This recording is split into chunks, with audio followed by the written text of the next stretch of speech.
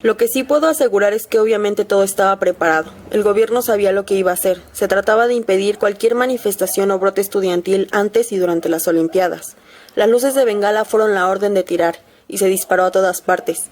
Y los supuestos francotiradores, y te lo digo porque los que estuvimos allí y lo vimos, podemos decirlo con toda conciencia sin temor a equivocarnos, los francotiradores eran parte de la organización gubernamental. Cuando estábamos velando a Julio, la solidaridad de sus compañeros me llegó muy profundamente. Todos los muchachos de la vocacional número 1 vinieron a la casa tan pronto como supieron de la tragedia. Habían recolectado unos 500 pesos. Mi hermana les dijo que no necesitábamos el dinero, que era mejor usarlo para el movimiento. No, dijeron todos, tu hermano es el movimiento, toma los 500 pesos. Julio tenía 15 años, estudiaba en la vocacional número 1, que está cerca de la unidad Tlatelolco. Era la segunda vez que asistía a un mitin político. Él me invitó a ir ese día. La primera vez fuimos los dos juntos a la gran manifestación silenciosa. Julio era mi único hermano. Aquí está el eco del grito de los que murieron y el grito de los que quedaron. Aquí está su indignación y su protesta. Es el grito mudo que se atoró en miles de gargantas, en miles de ojos desorbitados por el espanto el 2 de octubre de 1968, en la noche de Tlatelolco. Hola, bienvenidas y bienvenidos, yo soy Ameyali. Hoy les traigo mi segunda reseña dentro del Maratón Guadalupe Reinas 2019. Nos vamos a ir a la quinta consigna, un texto periodístico, y para esta yo elegí el libro La noche de Tlatelolco, escrito por Elena Poniatowska.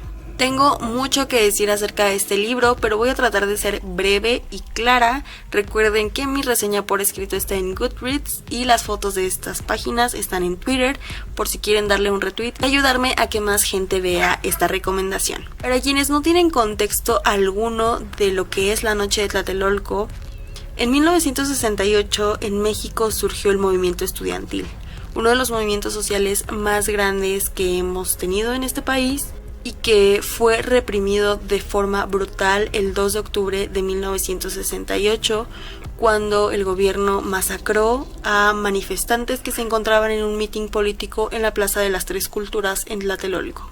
Y pues en este libro Elena Poniatowska lo que hace es recopilar testimonios de quienes vivieron esa terrible noche, de quienes formaron parte del movimiento, pero también de quienes no. Y por lo tanto es un texto bastante enriquecedor porque muestra muchas perspectivas diferentes, pero todas muy cercanas, porque en lugar de ella darte datos fríos y una cronología y limitarse a contar lo que sucedió, prefiere darle una voz a quienes lo experimentaron. De esa forma tú puedes entender de manera muy efectiva qué fue lo que sucedió. Es una lectura bastante intensa, al menos yo la experimenté de esa forma. Lloré constantemente, me detuve constantemente, fue muy difícil leer algunas de estas anécdotas que relatan y también fue muy intensa la reflexión que generó en mí.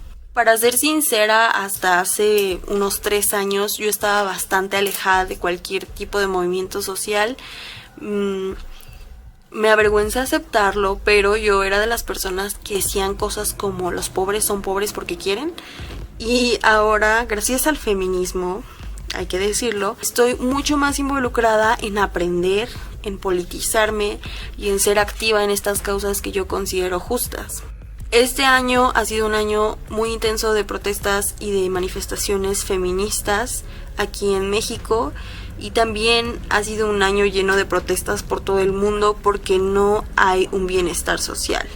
No existe la justicia y los gobiernos que se autodenominan democráticos en realidad están reprimiendo a su pueblo cuando sale y manifiesta su inconformidad. Así que en este contexto me parece indispensable aprender lo más que se pueda de movimientos sociales anteriores, y qué mejor que aprender de este movimiento social que fue sumamente poderoso y auténtico, y que fue justamente esta fuerza la que provocó que el gobierno alzara el puño y cometiera una de las peores atrocidades que puede haber en nuestra historia.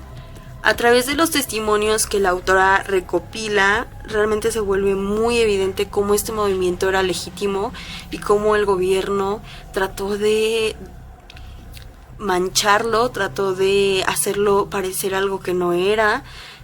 Sin embargo, la congruencia con la que los estudiantes que formaban parte de él actuaron convenció a la mayoría de los mexicanos de que lo que ellos pedían era justo y de que debían apoyarlos en su causa. Hay testimonios muy conmovedores y emocionantes de cómo la gente se unió, de cómo se apoyaron y de cómo aún cuando ponían en riesgo su integridad, estaban dispuestos a apoyar a aquellos que salían a manifestarse y a protestar por la injusticia que se vivía en general en el país. Creo que uno de los puntos más importantes que me quedan claros a partir de esta lectura es que el gobierno se alimenta de la precarización. El sistema definitivamente está diseñado para aprovecharse de la necesidad de la gente que menos tiene.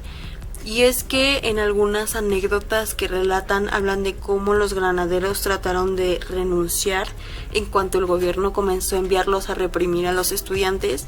Sin embargo, les ofrecieron una muy buena remuneración por cada estudiante golpeado y arrestado que llevaran, a lo cual no se pudieron negar porque necesitaban el dinero, necesitaban llevar comida a la mesa. También hablan de cómo acuartelaron al ejército y no les pagaban si no reprimían las manifestaciones o los mantenían mucho tiempo lejos de su hogar y de sus familias, generando así un odio, una confrontación directamente con los manifestantes y desvirtuando completamente el hecho de que el movimiento era para todas y todos los mexicanos. Sabemos quienes realmente hemos crecido muy alienados y ahora estamos haciendo un esfuerzo por educarnos.